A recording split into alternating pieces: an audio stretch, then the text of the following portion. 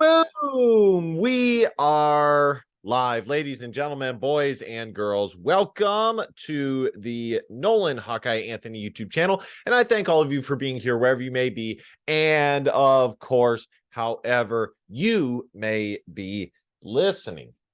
This is, of course, the Big Ten Whip Around Show, trying to get my vaunted pen here to spin around while we talk about Iowa Hawkeyes and Big Ten sports. Of course, we will take a look at the top 25 as well. This is the Big Ten Whip Around Show plus top 25 scores. This was probably the week with the most movement and action that we have seen thus far in the Big Ten, where things have become clearer in certain regards and less clear in others.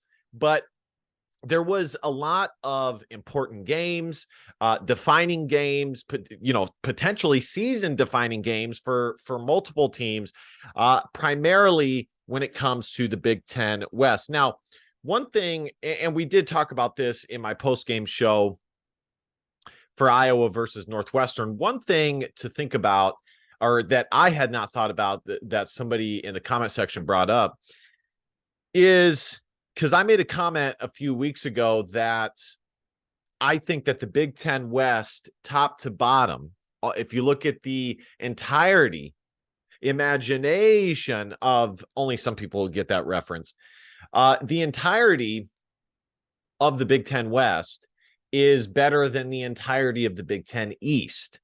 The Big Ten East is really top heavy, yada, yada, yada.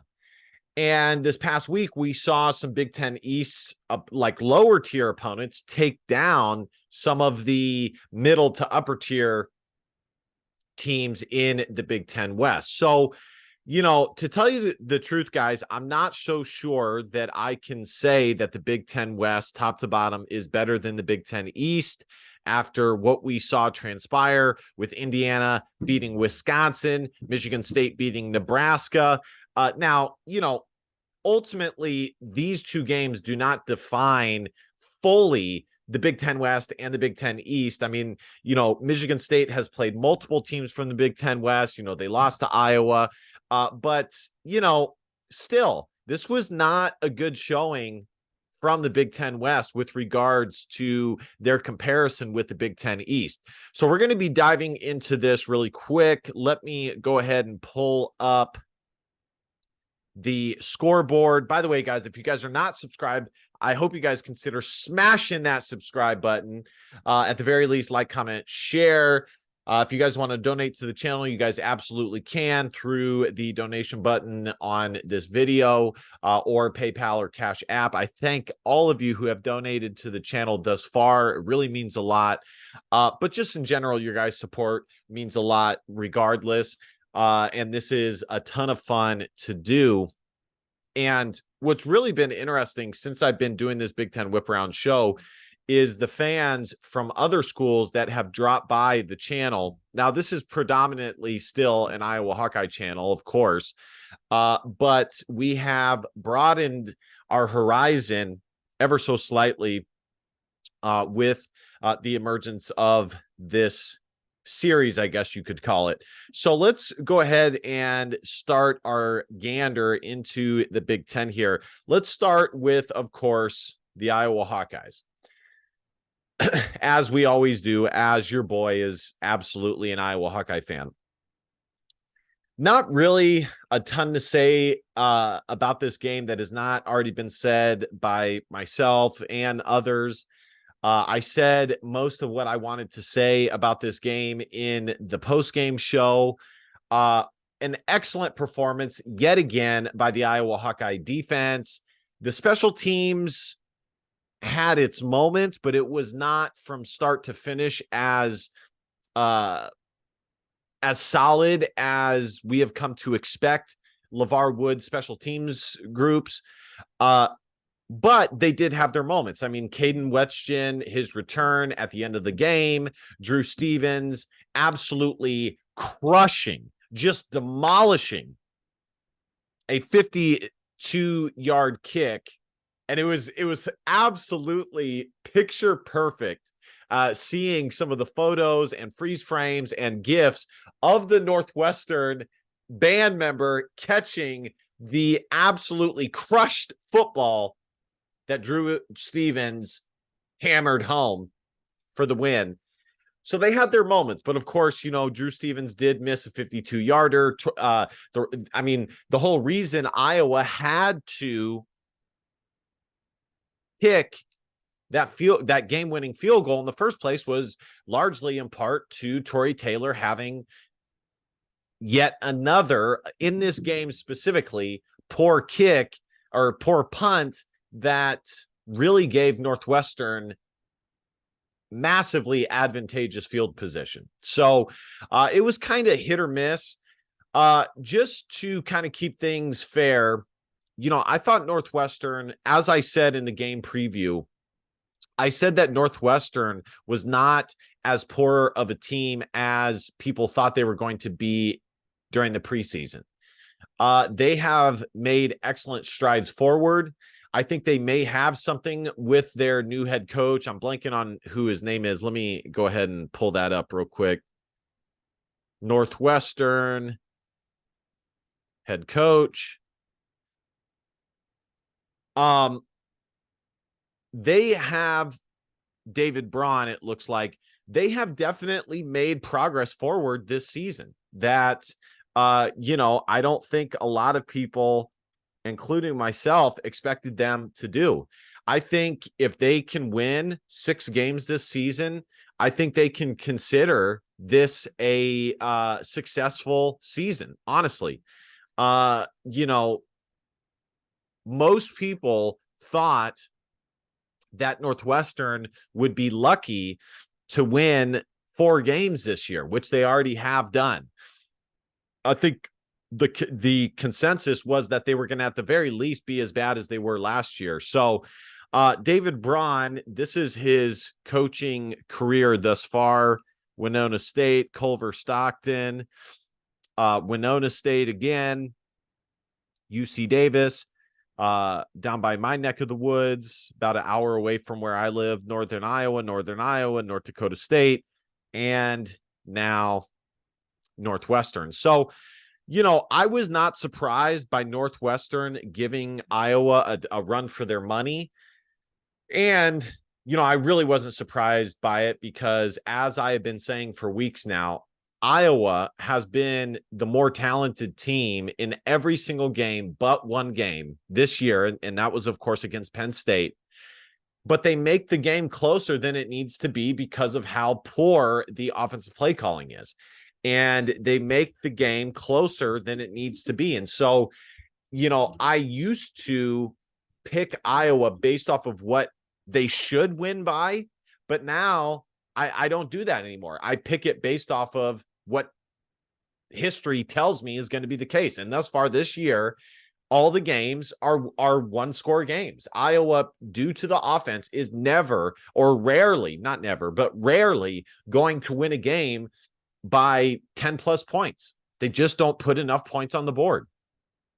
Deacon Hill went 10 of 15, 65 yards, 1 TD, 1 INT. I mean, the Big Ten West, guys, is definitely, I think, the worst offensive division, definitely in the Power 5, worst division when it comes to offense in, like I said, at the very least, the Power 5, maybe even the entire country. So, but Iowa is now atop of the Big Ten West with what we saw across the country. Like I said, there's not really a ton more to say about this game. Iowa improves to 7-2. They're 4-2 in the Big Ten. And, I'm not going to stop talking about the offense, even with the most recent news of Brian Ferentz not being re-upped for another year as OC, because as Iowa fans, we need to keep the pressure on this administration to make changes. I mean, even, 2 things can be true at once. You can be 7-2 and 4-2. and simultaneously have a terrible offense. And really all that means is that your defense, your defense alone or defense and special teams is so dang good that it overshadows or overpowers the limited offense. So, we need to keep the pressure on, and things need to improve. I don't think they're going to improve this year, guys. We're already 9 games into the season, and Iowa's offense looks like each game it takes a step back in a new way that you did not think possible. So, nonetheless, though, Iowa 7-2, 4-2 in the Big Ten. They're atop of the Big Ten West. Around the rest of the country, Ohio State beat Rutgers. That was a very solid victory for them, beating an above 500 Rutgers team. Ohio State, I think they'll stay number 1 in the college football playoff rankings. And, they're dominant. What more can be said about Ohio State? They're dominant. Right, the big test, they already survived one, which was Penn State, but the biggest test is, of course, going to be against Michigan. Speaking of Michigan, they defeated Purdue 41-13, silenced the outside noise. To tell you the truth, I don't even really know what the scandal is. I've just kind of come to Jim Harbaugh has been involved in so much media scandal that at this point, it's all kind of like white noise to me. It's like, Jim Harbaugh is in the news again. Okay. I don't know how true or not true because it just happens so often. It's difficult for me to get invested in whatever story is going on. Ultimately it's going to play out the way it plays out. However Michigan wants to handle that is completely up to them. That's pretty much that. So, but nonetheless, they silenced the outside noise, smashing a 2-6 Purdue team at the time. Not really, a tough opponent. So good for Michigan getting that victory. Penn State had a pretty solid victory over above 500 Maryland. 51-15. Penn State still looks like a very dominant team despite their tough loss to Ohio State. Wisconsin, one of the big shockers, of course, what I was talking about with the Big Ten West, totally having a shakeup, losing to and their head coach Luke Fickell said it was unacceptable. Their loss to Indiana was unacceptable. Couldn't agree more. Indiana had 0 victories in the Big Ten up until this point. Welcome to the Big Ten, Luke Fickell. They lose 20-14. 3-3 now in the Big Ten. And it looks like Iowa is in excellent shape to win the Big Ten West. I think Wisconsin was their primary competition. Nebraska was looking there for a little bit. I was never really that concerned with Minnesota really vying for, I know they beat Iowa, but they just don't, if you look at Minnesota's resume top to bottom, they don't strike you as like a team that can see it all the way through. Yeah, it's like, they have a decent victory over Iowa, which a lot of people would say, despite Iowa's offense playing absolutely terrible, they still should have won that game. Due to Cooper DeJean, aka Cooper DeJean's invalid or non-invalid fair catch. So I just have not been that concerned with Minnesota. I knew that they would drop 1 or 2 games at the very least as the season went on. And I said last week that Illinois may be one of those teams, and I was right. And they lost 27-26. Illinois stuns Minnesota 27-26 on TD pass by Paddock in final minute after late quarterback switch for injury. And then, of course, Michigan State picked up their first Big Ten victory, defeating the Nebraska Cornhuskers in Cornhusker fashion, 20-17. Nebraska now 3-3 in the Big Ten, 5-4 overall. Let's take a look at who Nebraska has for the rest of the season. Let's see. Got a dang pimple on the inside of my nose. It's freaking bugging the crap out of me right now. Let's see here. They got Maryland. That's a make or break game right there. That's a must win. If I had to guess, I think Nebraska will finish 1-2. I can see them finishing 0-3. I'd be very surprised if they finish 2-1 or 3-0. Okay. I think that's the least likely situation. Now they do have 2 home games, but I think they definitely lose to Iowa and Maryland. I can really see them finishing 0-3 to finish the year, quite frankly. So, that'll be tough. Let's see who Wisconsin has left here on their schedule. We checked it last week as well. Wisconsin has Northwestern. I think that will be a trickier game for them than expected. They have Nebraska and, of course, Minnesota. Now that Minnesota has lost to Illinois, I think, it's tough. It depends on what happens with these 2 games, but if you're an Iowa Hawkeye fan, would you rather Minnesota win that game or Wisconsin win that game based off of like right here, right now, predicting how each team will finish the season? I think I would prefer Minnesota to win that game because I see Minnesota definitely losing at least one more game. Minnesota has Ohio State coming up, I believe. So I think the pick there is definitely, if you're an Iowa fan, hoping that Minnesota gets the victory at home over Wisconsin. They have Purdue, Ohio State, and Wisconsin left. So, pretty much a guaranteed loss against Ohio State. Again, like I said, I think the pick there, if you're an Iowa fan, is hoping for a Minnesota home victory over Wisconsin just to give Iowa even more cushion. So good for Illinois picking up that victory.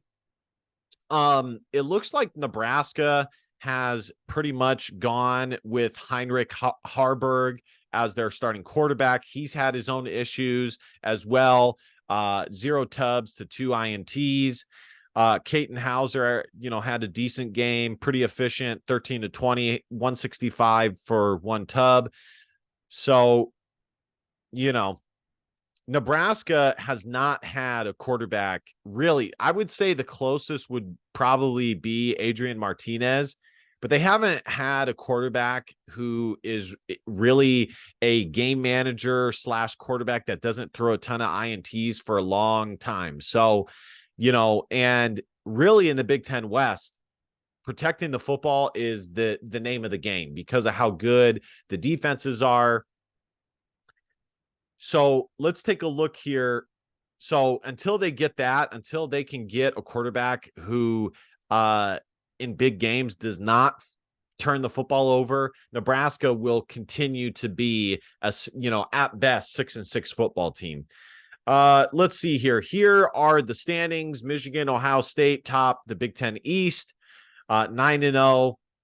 Penn State right behind them. Then you have Rutgers and Maryland, and then Indiana and Michigan State picking up their sole victories over or in the Big Ten overall. In the West, Iowa is the top of the Big Ten West, 7-2, 4-2 overall. As predicted, Iowa is still not in the top 25 because the bottom line is, guys, the AP especially, but across the country, people just don't respect the way Iowa wins football games. And a lot of people have Iowa fatigue. They have Iowa fatigue, especially in how they win football games. And, 7-2 for 90% of teams would be good enough to be in the top 25.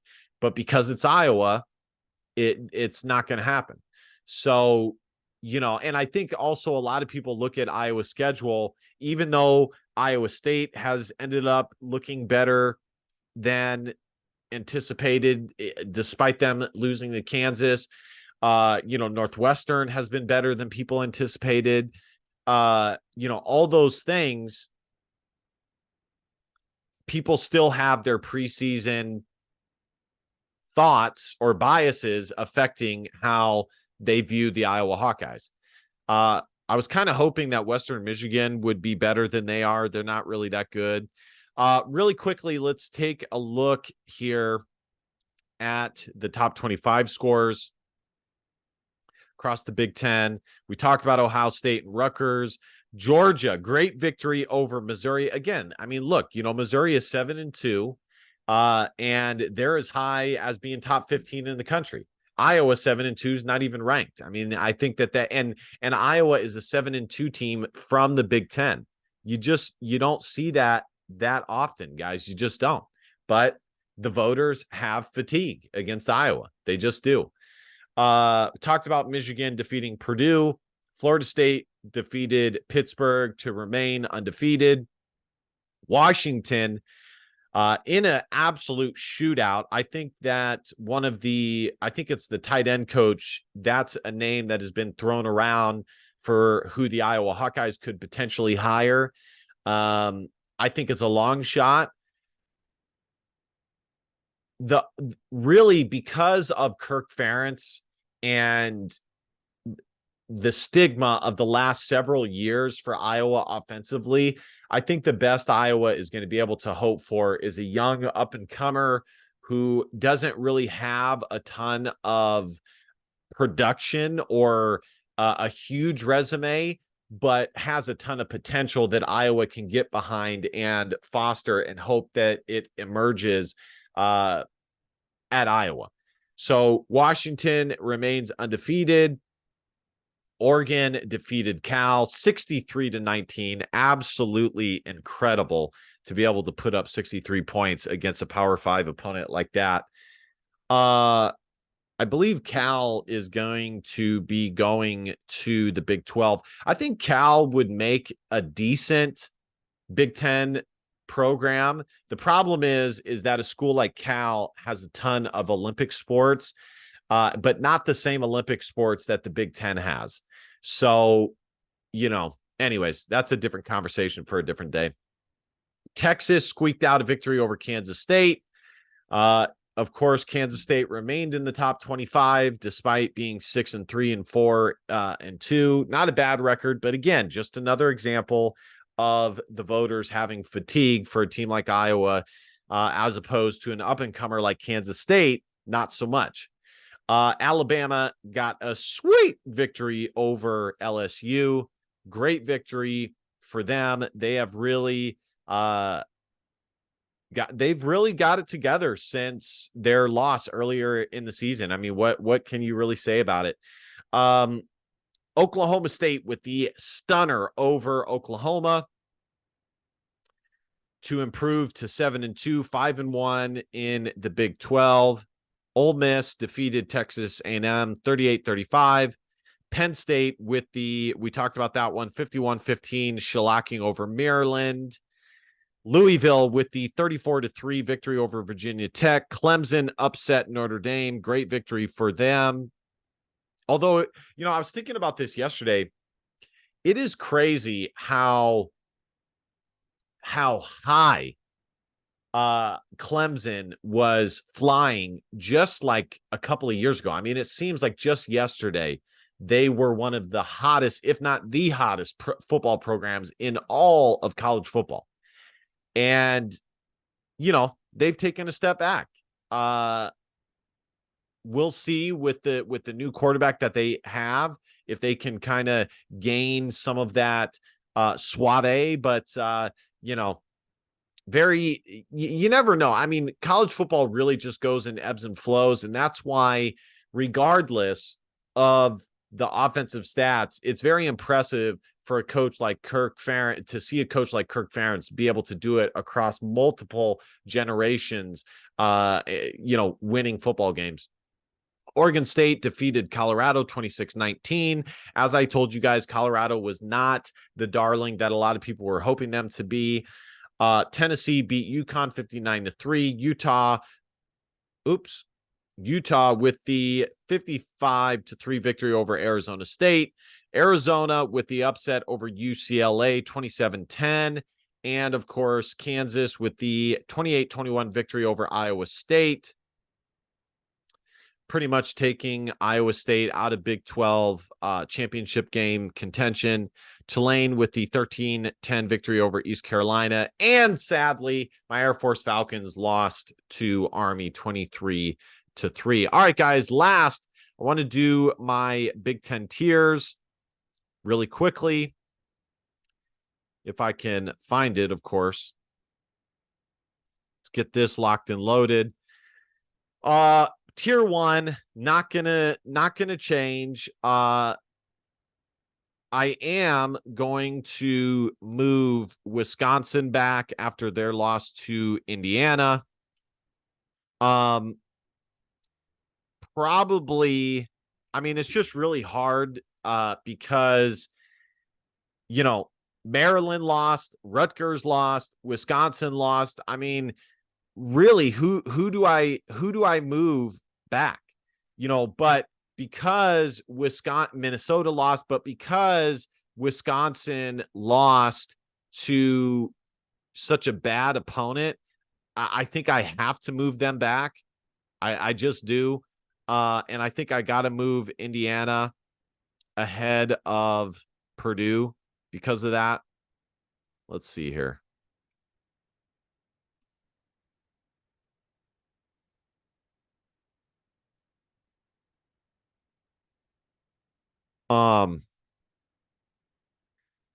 It's really tough, honestly. Nebraska losing to Michigan State. I think I have to move Michigan State above Purdue. I think Purdue is now the worst team in all of college football, or not all of college football in the entire Big Ten. Let's see. And then, how can I possibly move Maryland up when they got shellacked? I mean, honestly, let's see the scores one more time.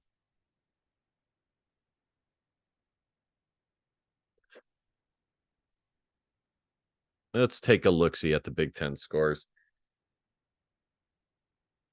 I mean, there wasn't like a ton of like tier 2, tier 3 defining victories. Iowa won, but that's it. I mean, Penn State absolutely shellacked Maryland at Maryland. And Rutgers, I'm okay with keeping Rutgers where they're at because them only losing 35-16 is actually not that bad. So I'm good with keeping them there. I'm pretty much good with everything. I think I am going to move Nebraska back behind Maryland for the time being. And we'll keep Northwestern.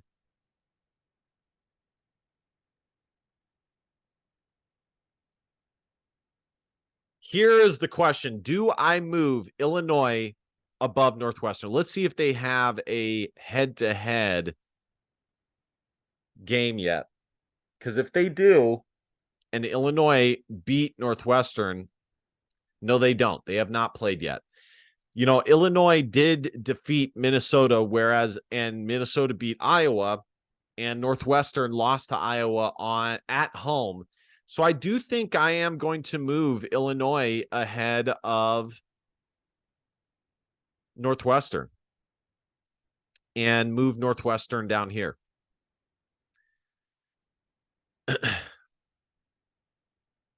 So that's